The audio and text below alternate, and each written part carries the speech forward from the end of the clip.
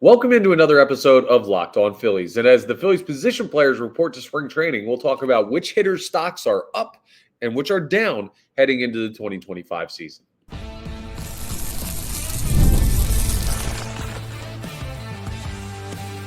You are Locked On Phillies, your daily Philadelphia Phillies podcast. Part of the Locked On Podcast Network, your team every day. Yes, this is Locked On Phillies. I'm your host, Connor Thomas. Thank you so much for joining us today. We come to you as part of the Locked On Podcast Network, your team every day.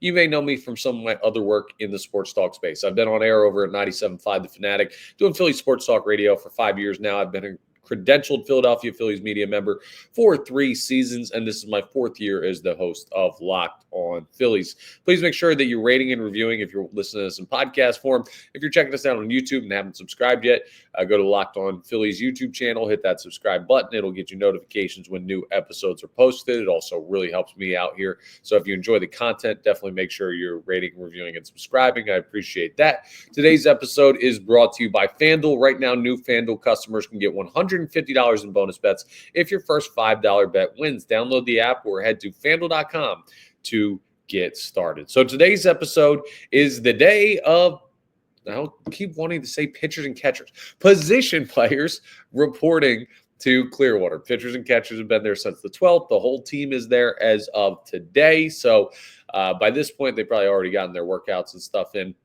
But yes, we're going to talk about that and which hitters' stocks are up and stocks are down heading into the 2025. I said season in the intro, but spring training. We're also going to talk about Clearwater. And if you're going down, now the spring training is getting going. Their first game will be on Saturday, the 22nd. So this coming Saturday. Just a message about going down and visiting Clearwater. And then we're going to do Mailbag Monday in a bit of a different way.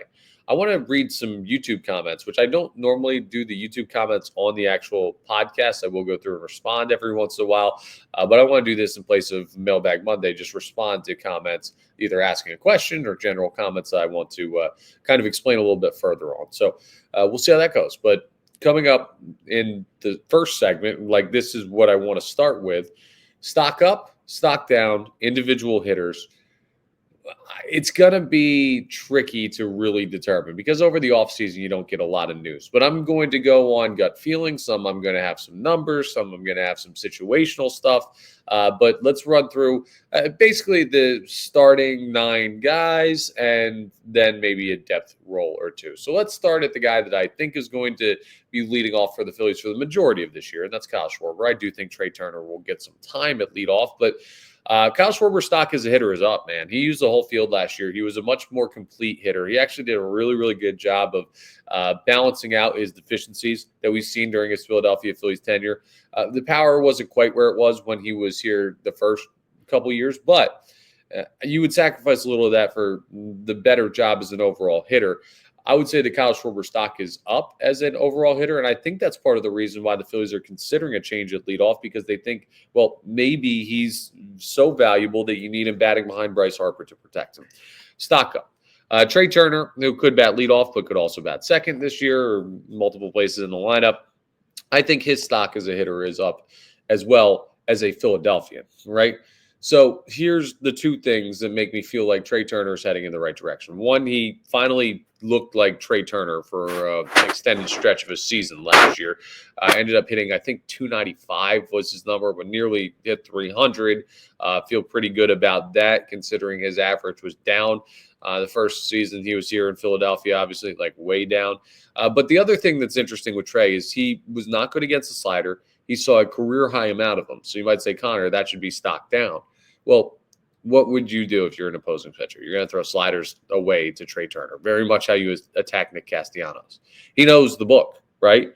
The numbers are so definitive, he knows what they're going to attack him with. If he can eliminate those outside pitches and just make them come into him, he can do even better than what he did this past year. And he's going to have a better percentage of guessing it's an outside breaker because I think they're going to throw him more. So I feel good about that. Bryce Harper is an interesting one now. I don't know if I have him going up or down because I think he's just this like model of consistent production. I don't really see, and this kind of sucks to say, but I don't really see one of those like crazy MVP hit 40-some home runs and bat 310 type of seasons from Bryce Harper. I don't. Now, is he capable? Absolutely. But I think we're starting to reach the point of Bryce Harper's career where he's more of a 30 home runs, bat 295, have like 95 to 105 RBIs type of guy, which is still an incredible baseball player, but just like not keeping pace with the Shohei Ohtanis or the Juan Sotos of the National League.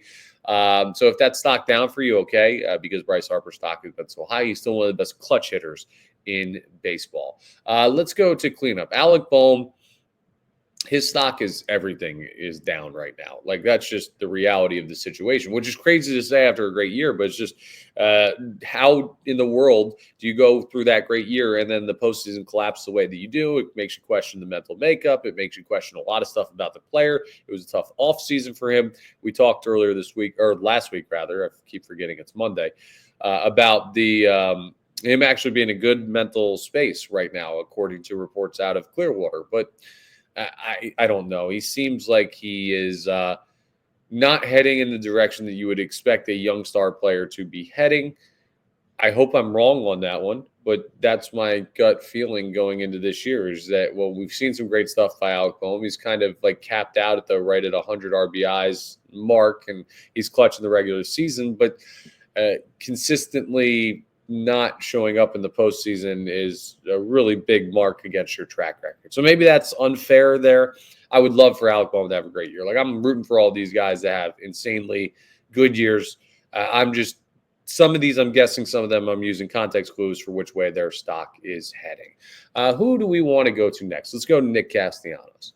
Nick Castellanos is another really, really tricky one, because Nick Castellanos had an incredible year in 2024, like one of the more underrated years in baseball. He was a huge, huge part of the Philadelphia Phillies being able to survive through that stretch where nobody was hitting the ball. Besides, sometimes it seemed like Nick Castellanos. And he might have started this season slow, but for a large majority of the season, he was unbelievable. The question is, can he get to a point where he eliminates that breaking ball outside even more? And can that be the guy he is consistently? Because Nick Castellanos was more consistent over the final 3 months of last year's season than he has been in any other 3-month stretch in his Philadelphia Phillies tenure. He was still better with other organizations, though. So is his best year as a Philly coming? This would be the best time to have it, as you're looking at a situation where it could be his final year with the organization. Once he hits the offseason and has a 1-year deal left, well, they'll be looking to trade him once again. So I'm going to go stock neutral on Nick Castellanos, but I think there's upside there for him to have a great year. I also, this is why it's neutral, I also get this weird feeling that with the hot stretch to end last season, it could be another cold stretch to start this year. But Nick Castellanos is a guessing game. The numbers really don't ever tell you, because he's so streaky, what you're going to see from him for the next month or two. Who knows? When he gets hot, he's incredibly hot. When he's cold, he could fall off the face of the earth as a hitter. So we will see. This one I feel very, very, very confident in. Bryson Stott. Stock way, way, way up. I think Bryson Stott is going to have the most year-over-year improvement of any Philadelphia Phillies hitter, and here's why. Because what made him so good when he first came up was he had this concrete approach of just put the ball in play, don't try and do too much. You are just going to take care of business by hitting over runners and putting the ball in play, not striking out very much, seeing the plate well. When they get 2 strikes on you, you're going to be a nightmare to get out. And last year kind of flipped that. He tried to develop a little bit more of his power game, gap-to-gap power, hit it out of the yard power, and he got caught in between 2 approaches. And that's something we've heard from a lot of people about Bryson Stott.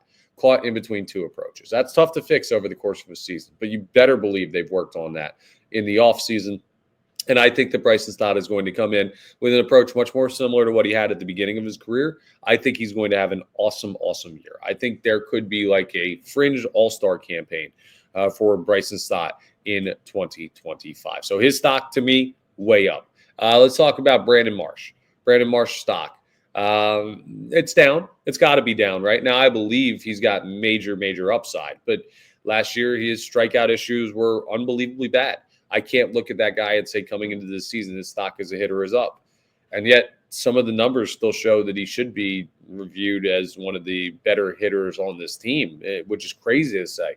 Some of the advanced analytics, which I don't really subscribe to, but if they exist, it does stand to mention them, right?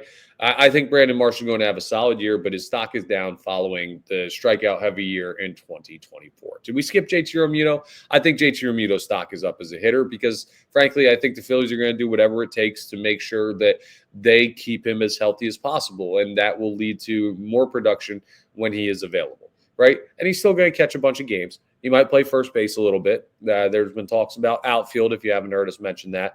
I don't see that as realistic this year, but maybe for the future. I think JT in a contract year, his stock as a hitter is slightly up. Not as much as a guy like Bryson Stott, but slightly up. The last guy I guess we have to talk about is Max Kepler. Did I miss anybody?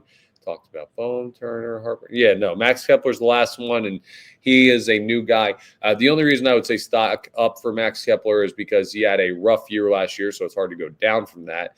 And also, he's hitting in the best lineup he's ever been a part of in his major league career. So maybe that opens up a little bit more of his ability to hit the ball out of the yard and go ahead and take care of business from that perspective, saying, okay, I don't have to do as much. I don't have to put together as good of at bats. I can hunt pitches a little bit more because I know some of the other guys in this lineup can produce more than guys that I've had in lineups of the past. I'm not the guy. I'm just a guy. So maybe that helps the mentality of Max Kepler at the plate.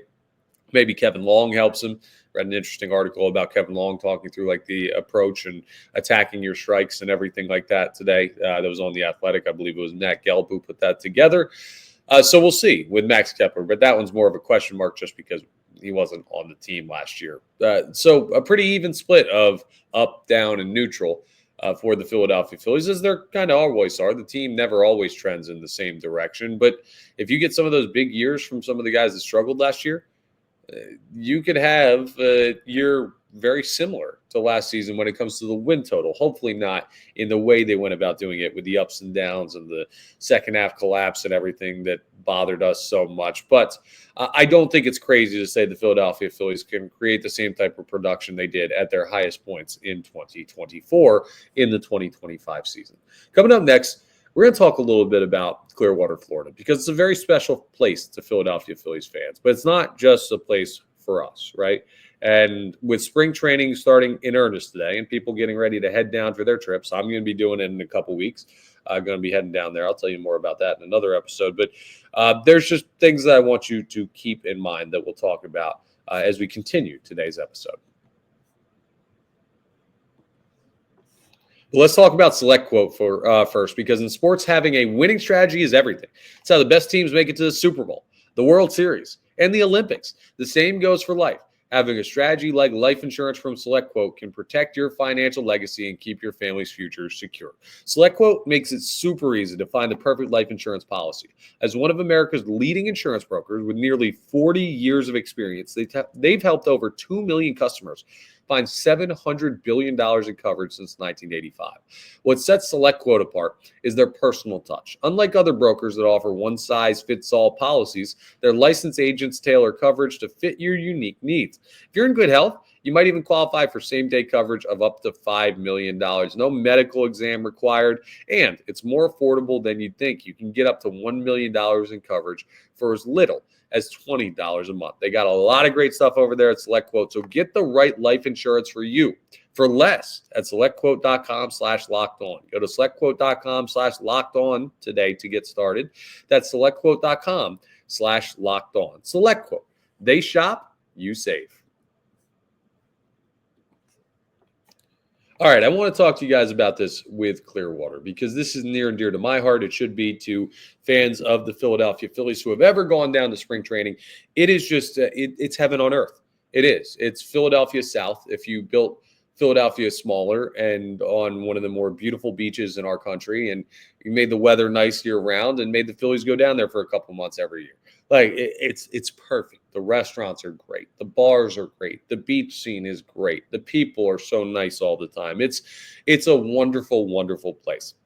And if you've ever headed down to Clearwater or the Tampa Bay area or anything like that for a spring training trip, you know this. But some people have not. Some people are going for the first time. Maybe some people this year are going for the first time in a while. And I just want to remind you, because how quickly we forget.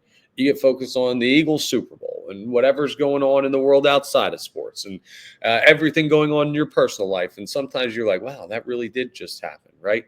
Remember, the end of last summer, the start of last fall, Florida, specifically right around that Clearwater area, was hit by multiple hurricanes in a very, very short period. The Tampa Bay Rays had the roof ripped off their darn stadium. That stadium is not far from Clearwater, Florida, and where the Philadelphia Phillies play. And when I say not far, I don't know, 20 minutes, 30 minutes, depending on traffic, if that. And there were stories that came out that the Phillies at the Baycare Park, where they play their home minor league games, there was like a foot of water in their locker room with like eels washing up into the locker room because of the storm surge. Basically, the community of Clearwater had a really, really rough go in the fall last year when they were getting hit during hurricane season. A lot of people lost a bunch of stuff. A lot of businesses are trying to recover. They've been fighting to keep their doors open or to recover to the point where they can be open for spring training, which is absolutely one of the bigger times of their year. Tourism is a huge part of the economy down there in Clearwater. So people who head down from Philadelphia to Clearwater to watch the Philadelphia Phillies play in spring training, you're going to be a huge part of the tourism pop that they get in late February and early March. And that's going to be a big part of jumpstarting their year. So I just want to urge you, if you are going down for a spring training trip and you have the means to tip generously or go out and support local businesses while you're down there, and not just like go to a McDonald's and get a Big Mac every time. Shout out McDonald's. I had one of those last night, so no shame on McDonald's. But when you're traveling down to an area that's been affected by the weather that they have been down there in Florida and the Tampa Bay area, just keep in mind what those people have gone through. Like, there are so many people down there that are Philadelphia transplants that went down there for years to watch the Phillies and then decided they wanted to retire down there. My father's family is from down there, so I still have family in the area. I know how tough it's been for them and for some local businesses and stuff like that. So a lot of this podcast is about baseball. Like 99.9% of it is about baseball. But when I get the chance to bring up issues that are important, that are adjacent to the Philadelphia Phillies, like we want to have a good baseball team. But more importantly than that, I want to positively impact people.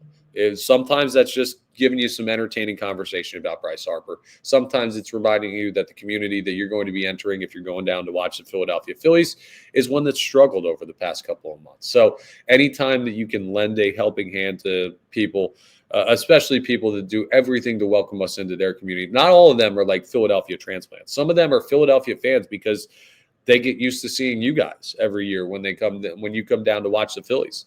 I just wanted to put that out there because I'm not thinking about hurricanes right now. It feels like forever since that happened. It's crazy to remind yourself that was just a handful of months ago because we all get caught up in our own individual lives. But when you go down there, you're going to see some places that have not fully recovered. You're going to talk to some people that have had a tough go of it. And if it's an extra $5 on a tip, or if it's an extra meal out at a small family restaurant that you weren't going to have otherwise, but you're like, hey, let's go and support local business. If just one person does that because of me bringing this up and reminding them, like, that would be an awesome thing for the city of Clearwater.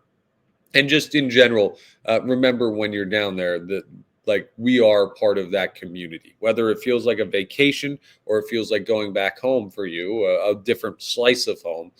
Just remember how much of a regard they hold the Philadelphia Phillies and their fans in, and their fans of the team as well, and how much we love having the opportunity to head down there. So take care of the people of Clearwater. They could certainly use it. We've had a good run here in Philadelphia with the Super Bowl, so everybody should be feeling pretty darn generous right now. And of course, only if you have the means to do so. And I'm not telling you to go drop like $1,000 on a $20 lunch, but just something when you're going down over the next couple months, as the Philadelphia Phillies have made their way to Clearwater in earnest. All players have reported as of today, or all players have been required to report as of today. Go ahead and take care of the people who have done so much for us when we go and visit down there. just a fun little segment to remind you of how much they've given us and how much it can mean if you give a little bit back this time around. Coming up next, as warm and fuzzy as that segment was, this next one may not be as friendly. The YouTube comment section of Locked On Phillies. I love you guys. I do. I love when people leave comments, whether they're calling me an idiot or saying, well, that's a great point. Like, I just love to hear from the fan base. I do. And I will never, ever get upset at those abilities of you guys to comment on what I'm talking about. But we haven't really done a YouTube comment section type of segment on this show. And Mailbag Monday, I normally do it through Twitter or X, but this time I want to go through some of the YouTube comments and see what people are saying about some of our recent episodes. So we will do that coming up next as we continue, or rather wrap up today's episode of Locked On Phillies. But let's talk about FanDuel first, because when the game tips off, the NBA action is just getting started, and there's no better place to get in on it than FanDuel, America's #1 sportsbook. With FanDuel, you can place live bets throughout the game, so even if you miss the opening tip-off or want to bet on a fourth quarter comeback, you can stay in the action. And if you're looking for a bigger payout, you can even combine your live bets into a same-game parlay. I love using FanDuel's live betting feature because it keeps every moment of the game exciting. Excuse me, whether I'm backing my team or a late game rally, or maybe I'm just picking a player to hit a clutch three, I never feel like I missed my chance because you can bet to the final whistle. Plus, the app is easy to use, and when you win, you get paid instantly. So right now, new FanDuel customers can get $150 in bonus bets if your first $5 bet wins. Just visit FanDuel.com to join today. That's FanDuel.com for your shot at $150 in bonus bets. Make every moment more with FanDuel, the official sports betting partner of the NBA. All right. Might regret doing this, but we're going to go through the YouTube comments on Locked On Phillies recent episodes and discuss some of the stuff people have been saying, bringing up, asking, critiquing me on, all of this great stuff on recent episodes. So we've got a bunch of comments on one of our more recent episodes. Should the Philadelphia Phillies look to extend JT Realmuto's contract? So I'm just looking through this. And Graham Francis has an interesting comment here at the top. It has nothing to do with JT Realmuto, I guess. But he says, to win the World Series, Trey Turner and Bryce Harper need to be battling it out for MVP honors. I completely disagree with what Graham's saying here. Now, the reason why, and I'm not going to say Trey Turner and Bryce Harper can't be MVP candidate players. Like, they could be. They have been in the past. Bryce Harper has won 2 in the past. So, yeah, they could do that, but I don't think they need to be battling it out for MVP honors. Think about it. If Bryce Harper goes out and bats .310 and hits 30 home runs and has 107 RBIs, let's just say that's his stat line for this season. And Trey Turner goes out and it's 25 home runs and bats .320 and has like 85 or 90 RBIs. And those are 2 seasons that those guys put together. Those are very, very good seasons. But when Shohei Ohtani goes out and hits 50 and steals 50 bags again and bats .303 or something like that, or Juan Soto in New York hits 45 bombs and bats .307 and ends up having like 114 RBIs, like, that's the thing. The MVP case in the National League is so crazy with guys like Soto and Shohei Ohtani and what they're doing. Don't forget about some of the guys down there on the Braves. Ronald Acuna Jr. is going to be back with a vengeance. Matt Olson, guys like that down there. Like, yeah, Trey Turner and Bryce Harper, I would love to see them in the MVP conversation. They absolutely can be. They're as good as those players. But it's just, they don't have to be for the Philadelphia Phillies to win the World Series, right? They could just be a great overall ironclad team, and that'll be just fine. Someone responded to the JT Realmuto extension. John Cap 523 says, absolutely not to the Phillies offering JT an extension. The surest way to lose competitiveness is to fall in love with aging players. That was Ruben Amaro's big failing 12 to 13 years ago. Catchers don't age well. We already have too many guys committed to well into their mid-30s and up. Absolutely not. Now, that's assuming it's a long-term extension. I see a couple other people bringing this up. Jess Patrick is another one. A long-term extension for Realmuto doesn't make a lot of sense. 2 years max if he performs well this season. That's kind of what I was thinking, right? Remember, the extension, it doesn't have to be like a 5 to 10 to 13-year deal. No, like a 2-year extension for JT Realmuto to get you to a place where Eduardo Tate, your best catching prospect, becomes a little bit more clear whether or not he can play at the major league level, like so he can develop more. I think he's only like 19 at this point. Like that would be the ideal frame. Get JT through this year, get him 2 more. At that point, you've got like a 22, 23-year-old prospect who you hope has made it to AA or AAA at that point. And then maybe you push him to the majors, or maybe you go with Rafael Marchand for a year, or a stopgap catcher or something like that. That would be more my plan with JT Realmuto. So I like those comments on that episode. Now, yesterday's episode about Alec Boehm's mental state. I have this comment here from Tom Czech. It looks like Czech. I'm guessing that's Czech, like Czechoslovakia, 6383. And it's like the question I asked is, where is Alec Boehm at mentally after the Philadelphia Phillies trade rumors this offseason? And Tom chimes in and says, much to do. First off, it's much ado, but much to do about nothing. I know you've got to fill in time, but come on, making crap up. It's what you guys need to do, but way too much BS. Folks, this Alec Boehm stuff is not BS, right? Could you imagine if you were like a top performer at your company for 2 years, right? You're very good. And the first year you're a top performer and everyone's kind of like, oh, wow, that guy's really good. We start recognizing his talent. And then the second year, like your national corporate office or whatever says, yo, this is one of our top performers in the entire company. We're going to give him this award, like cement the fact that he's doing a great job compared to his peers. You're like, okay, awesome. And your team has had success. And sometimes when you have a bad day at work, you get a little annoyed and maybe you argue with your boss, but you're like, hey, I'm one of the top performers, dog. Like, listen, I got this plaque on the wall for a reason from corporate. They told me I'm good. And then that offseason, your company's like, yeah, we might fire you.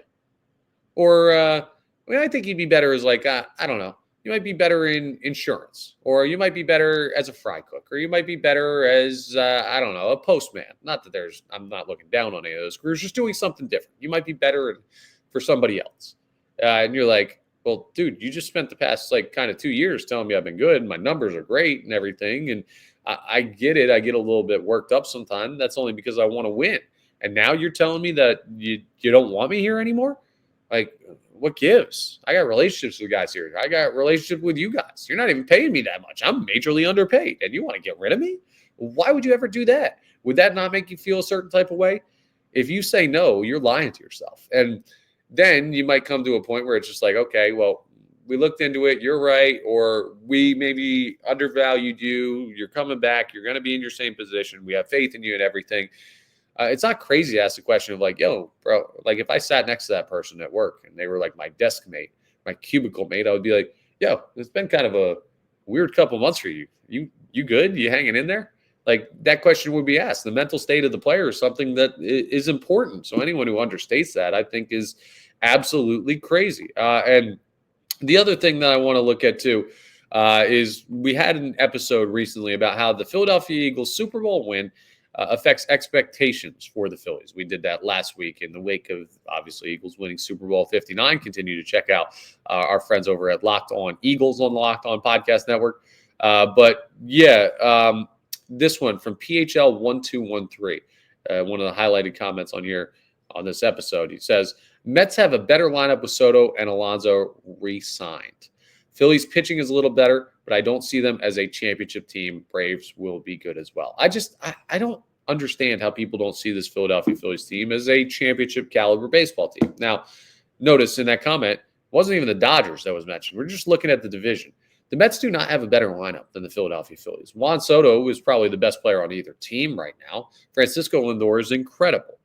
But if you look at like the star power of Lindor, Alonso, and Soto, and then you added like Vientos and guys that got you this postseason that like, who the heck is this guy? There are very few who the heck is this guys on the Philadelphia Phillies, right? There's very few budding stars. There's guys that have been stars that may have a little bit more left in the tank, but it's a different type of dynamic. I don't think it's fair to say that the Mets have a better lineup now that they brought back Pete Alonso. They're a much more competitive lineup than they had last year. And that should be scary considering they knocked you out last year with what they had. But the Braves, I think the Braves have a better lineup than the Mets. I do. I think the Braves are closer to the Phillies than the Mets are when it comes to overall quality of the lineup. I think the Mets may have the biggest X factor position player in division with Juan Soto, but again, like the NL East is going to be stacked. It's going to be a tough run.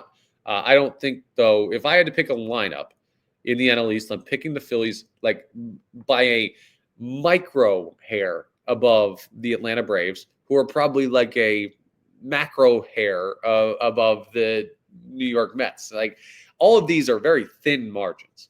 So, yeah, it's going to be a wild division in 2025. That's all for today's episode. So thank you for always commenting on the YouTube videos. Hey, keep those comments coming. You never know. You might end up on the episode. We'll go back to regular Mailbag Monday for next week's, but I wanted to do that for a little bit of a fun switch up for today's episode. Position players are down there. So tomorrow we'll get our first reports of what like the first day was like and everything there. We've already kind of gotten some news on what the players are doing. So we'll keep an ear out for that. But baseball season's rolling, folks. Spring training's here. It's officially that time.